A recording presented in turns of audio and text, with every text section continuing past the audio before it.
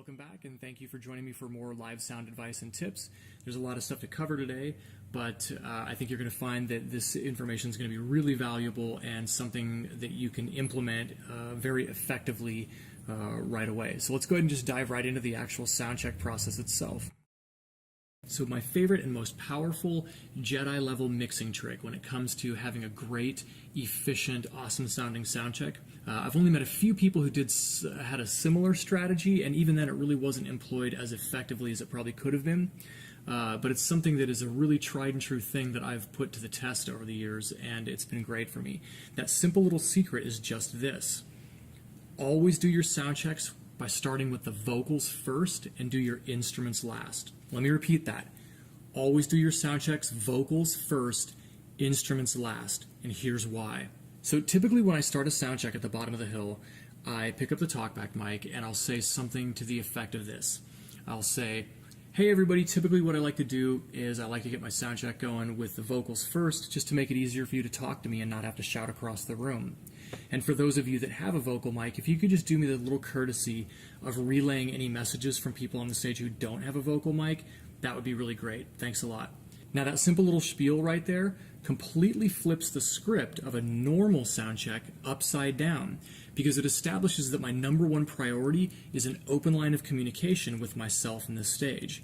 It's not going to be a monologue, it's going to be a dialogue, and they're encouraged to be able to speak back to me. And that simple little idea has been a topic of conversation with countless numbers of musicians over the years, because oftentimes they're just so baffled as to why they're not able to communicate effectively while they're standing on stage and somebody's bashing on drums for a half an hour.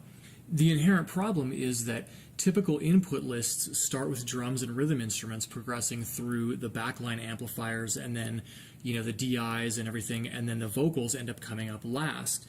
Oftentimes when the engineer goes through the input list in that order, it's just frustrating for the musicians because the engineer has their head down and they're looking at the console and they're not paying attention to any signals from the stage, and people are shouting and they're trying to shout over the top of amplifiers and drums, and it's just a ludicrous, silly way for people to go through things to not be able to speak easily with the engineer.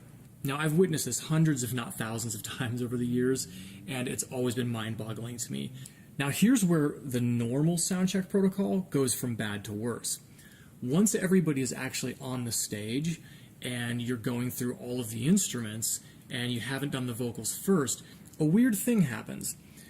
A lot of times people start asking for things in their monitor that they don't even want and they don't actually even need. I'm not kidding. People will do this just out of boredom. You get a bunch of people up on stage and they have to stand there with nothing to do while the guitar player keeps noodling and going through checking levels on every single pedal in their pedal chain, or the drummer has to check all of their drums and the drum pads and the DIs and the laptop tracks and all this other stuff. And people simply feel like they're standing there for no reason at all, so they start requesting things in their monitor mixes. So now, by the time the engineer gets to the vocals at the end of the input list, a precedent has already been set. Everybody's invested time and energy in checking everything at the level that it's already at, and now it's way more difficult to get people to turn their amps down if they need to. So then you end up struggling as the engineer to try and get the vocals up loud enough in the monitors to sound good, but you're competing with a lot of amplifiers and things that probably needed to come down from the very beginning. So typically this just ends up resulting in you chasing your tail because you're having feedback issues and you're trying to hack up the equalizers to try and notch it all out, and it just becomes a big mess. Now, as I said, by starting with the vocals first, you can turn that whole chaotic process upside down so that you don't have to deal with any of that stuff. Now, I've learned over the years that if you just establish a great sounding vocal, both in the monitors and in the front of house, from the very beginning, immediately you start the sound check with singers that are really pleasantly surprised that they can actually hear themselves for a change. Imagine that. Now, when the amplifiers are checked later, the great thing about that is that if the amplifiers are too loud and it starts stepping on the vocal and the vocalist can no longer hear, they're going to be the ones who are going to turn around and tell their own band members that they have to turn down until the vocal sounds good again.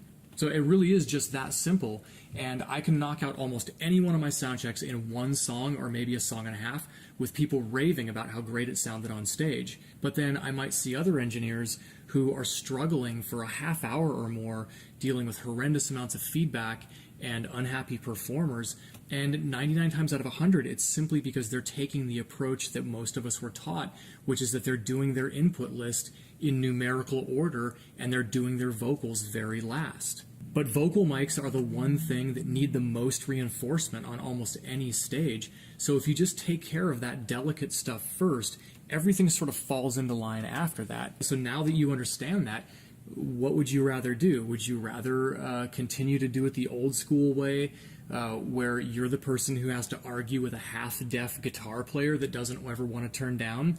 Or you do it where you get the vocals established first as the basis of the entire mix, and now you let the singer hash it out and argue with the guitar player or the other person on stage who's too loud, and that leaves you completely out of that whole argument. So trust me, if you just prioritize getting a great sounding vocal mix right off the bat, it's going to help make your performers a lot happier, it's going to make the soundcheck faster and more efficient, and everything's going to sound better, and you're probably also going to have a more reasonable stage volume to deal with, which helps your front of house mix a lot.